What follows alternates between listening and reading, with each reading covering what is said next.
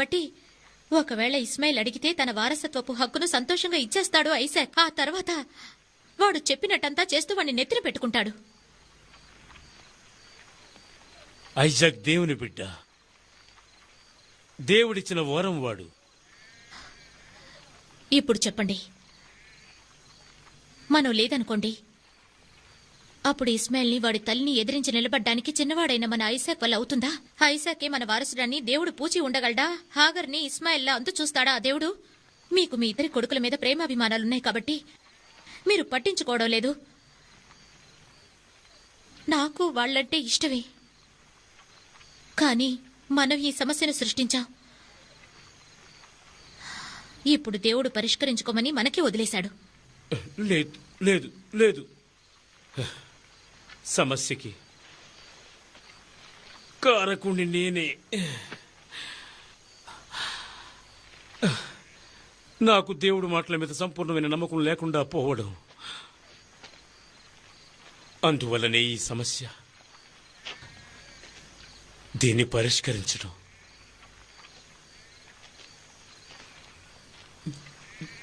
ఎలా ఎలా?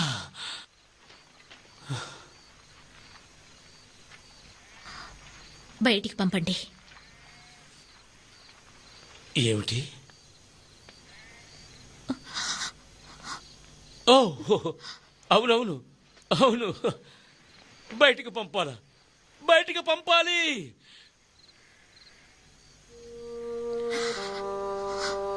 మన కొడుకుని మనం రక్షించుకోవాలి.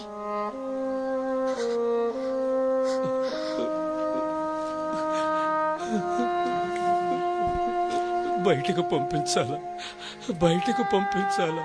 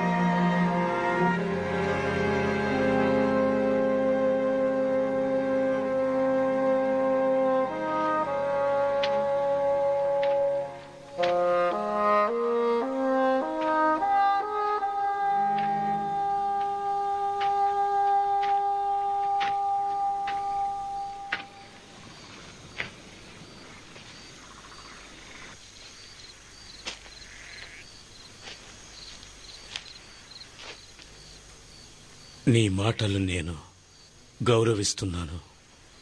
ఆ దేవుని సంకల్పం కూడా అదేననుకుంటాను.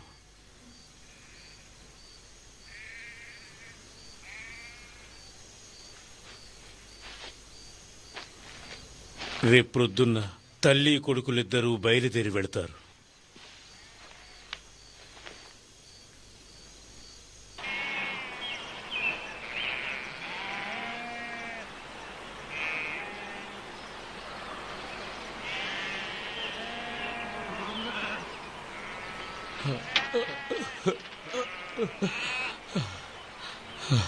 దేవుడు మీకు తోడుగా ఉంటాడు. మీరేం దిగులు పడకండి నాన్న, ఎలా బ్రతకాలో మాకు తెలుసు. అవును, నీకు అన్నీ తెలుసు.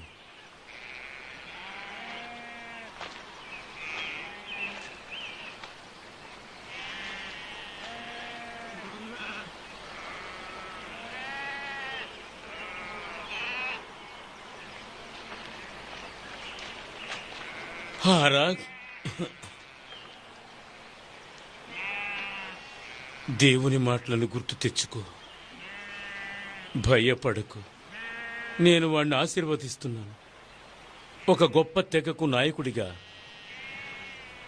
చేస్తానన్నాడు.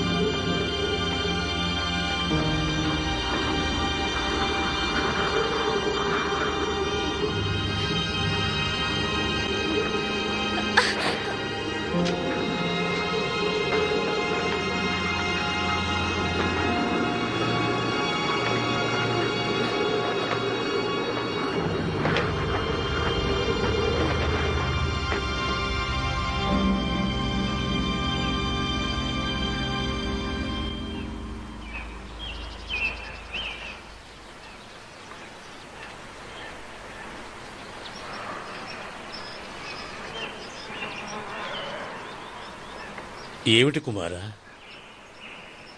ఇస్మాయిల్ వెళ్ళిపోయాడనా? బాధగా ఉందా? నాకు బాధగానే ఉంది. వాడు జ్ఞాపకం వస్తున్నాడా? మనం దైవ సహాయాన్ని వేడుకుందామంటావా? అవునన్నా. ఇస్మాయిల్ అంటే నీకెంత ఇష్టమో అంత ఇష్టమైన గొర్రె పిల్లని నీ సోదరుడి క్షేమం కోసం బలిద్దాం.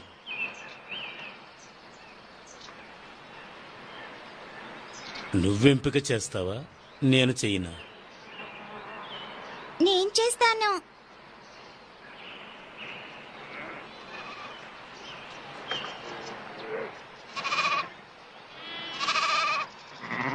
నేను ఇష్టపడేదాన్నే కదా. అవును. నేను ఎక్కువగా ప్రేమించేదాన్నే కదూ. అది నీ నమ్మకానికి సంబంధించింది.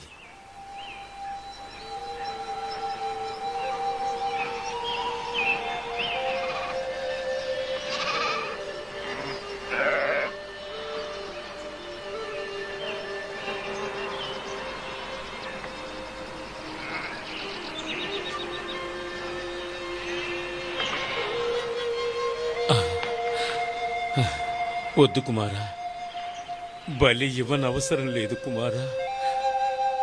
దేవుడు ఇస్మాయిల్ని కాపాడుతాడు. దేవుడు కాపాడుతాడు.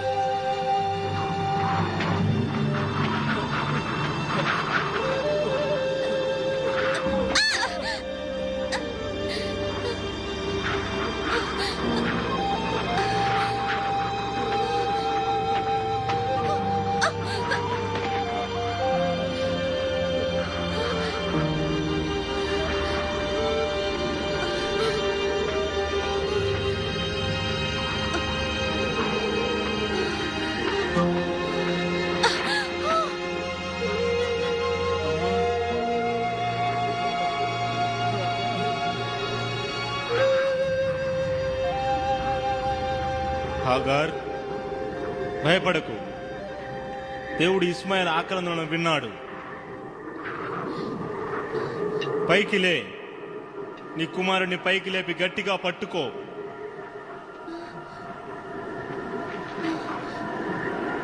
దేవుడు అతన్ని ఒక గొప్ప దేశానికి రాజుని చేస్తాడు.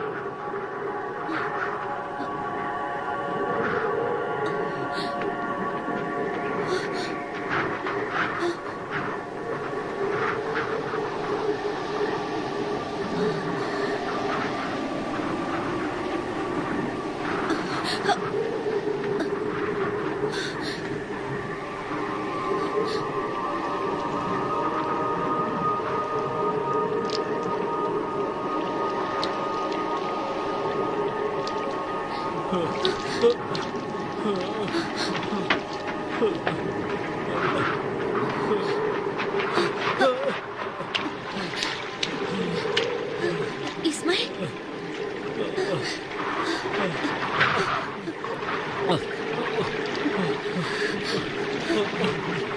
తాగు.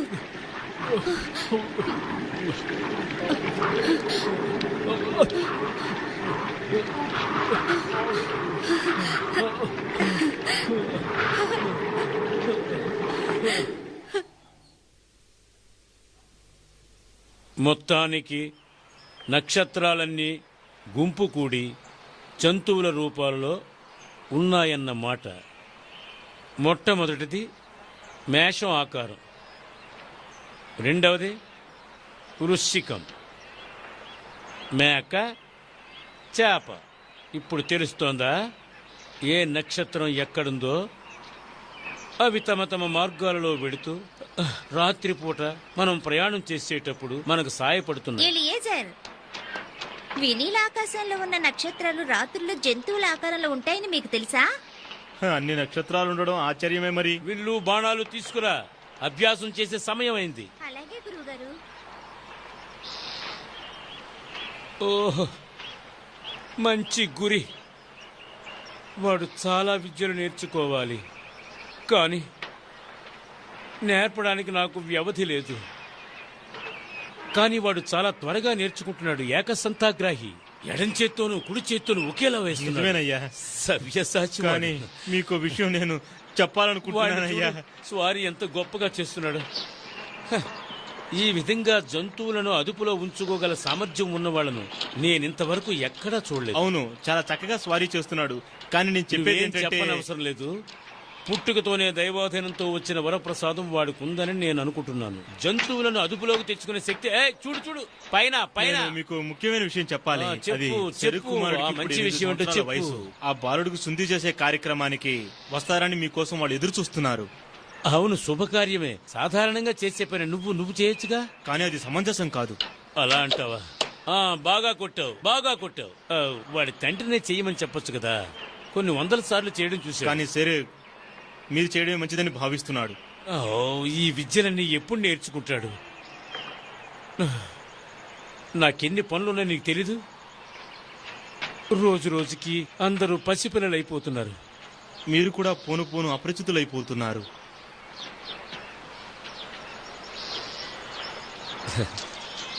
సారా నీతో ఈ విధంగా చెప్పిందా? అవును. అనుకున్నాను. మంచిది. సారాతో నేనేమన్నానో తెలుసా? ఐజక్ నాయకత్వం వహించే రోజు ఎంతో దూరంలో లేదని. నాకున్న ఏకైక పుత్రుడు వాడి. ప్రతిరోజు నేను వాడికి శిక్షణ ఇచ్చి వాడిని వీరుడిగా తయారు చేయాలి. అంతకంటే ముఖ్యమైనది ఏదీ లేదు అని అన్నాను. అర్థమైందా? అర్థం కాలేదా? అర్థమైంది. ఎలియేజర్,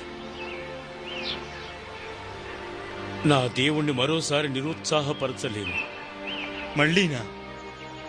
దేవుడు నన్ను వదిలిపెట్టేశాడని నేను ఒకప్పుడు అపార్థం చేసుకున్నా. కానీ నేనే దేవుణ్ణి నమ్మకుండా వదిలేశానని ఆ తర్వాత నాకు అర్థమైంది. మళ్ళీ అలాంటి పొరపాటు చేయదలుచుకోలేదు. ఐజాక్, రా రా, విలును తీసుకురా. నేర్పిస్తాను. దాన్ని సరిగ్గా పట్టుకుని ఎలా వంచాలో చూపిస్తాను.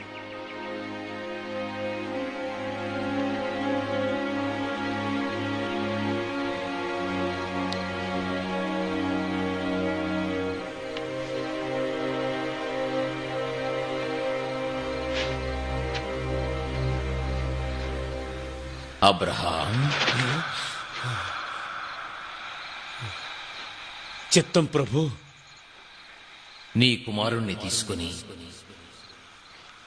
మోరియా అనే భూభాగములో ఉన్న కొండకు వెళ్ళు. అక్కడ వాడిని నాకు దహన బలిగా ఇవ్వు.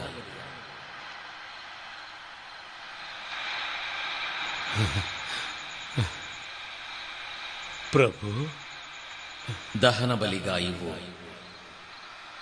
ప్రభు, దహన బలిగా ఇవ్వు.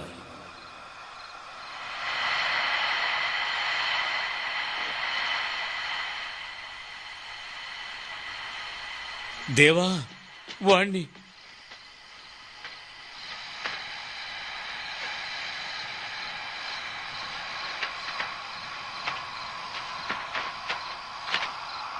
నా దేవా, నా దేవా, ఐజాక్ని దహన బలిగా ఇమ్మంటున్నారా? ఎందుకు ప్రభు? ఎందుకు ప్రభు? ఐజాక్ని దహన బలిగా ఇవ్వాలా? ఓ ప్రభు, ఓ దేవా, ఓ దేవా, ఓ దేవా!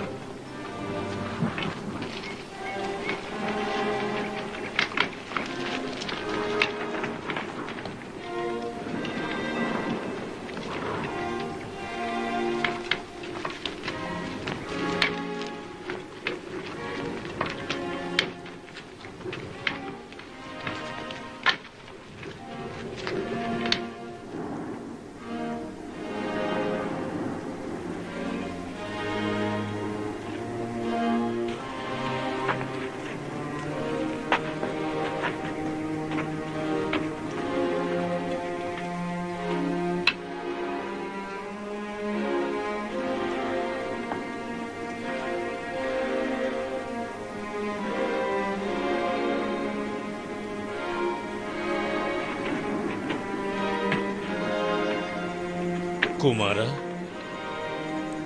నువ్విక్కడే ఉండు. నేను కొండ మీదకి వెళ్ళి దేవుణ్ణి ప్రార్థించి వస్తాను. ఆ తర్వాత నిన్ను తీసుకెళ్తాను.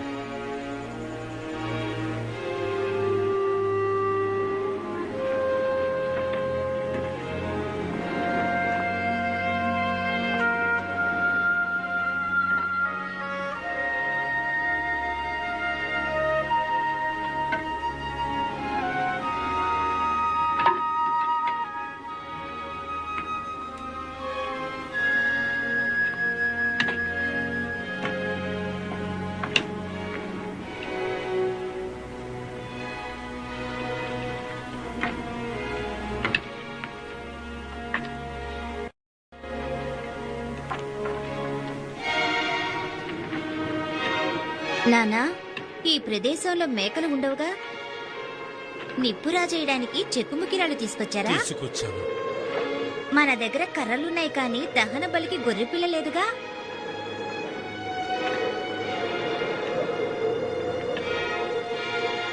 దేవుడు గొర్రె పిల్లనిస్తాడు.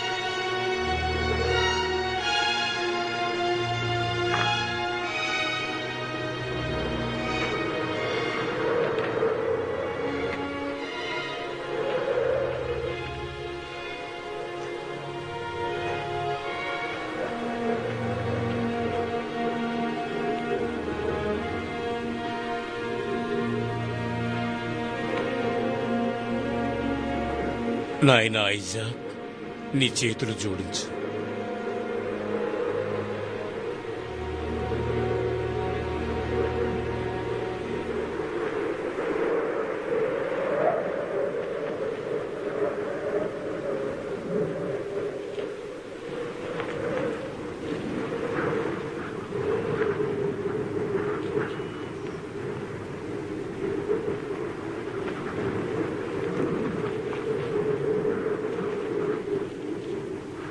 గట్టిగా కట్టండి నాన్నా.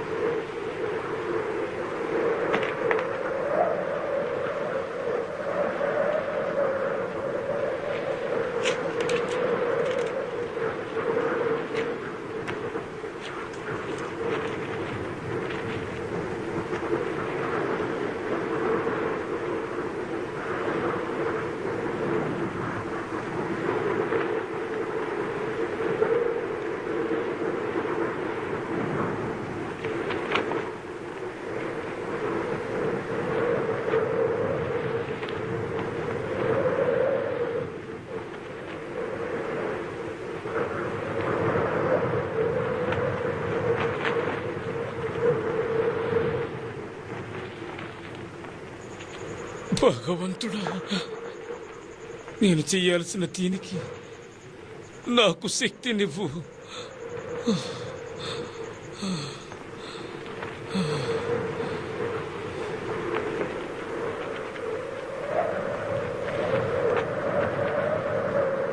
అబ్రహాం, నీ కుమారునికి హాని తలపెట్టకు.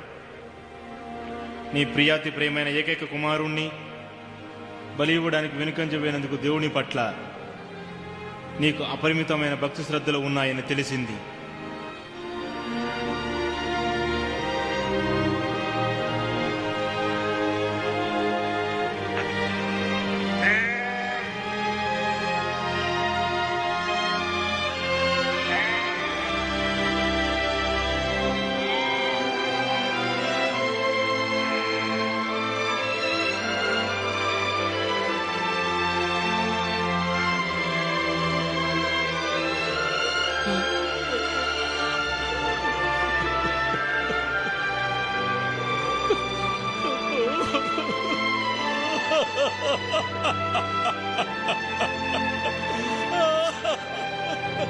కుమారా, కుమారా, కుమారా, కుమారా.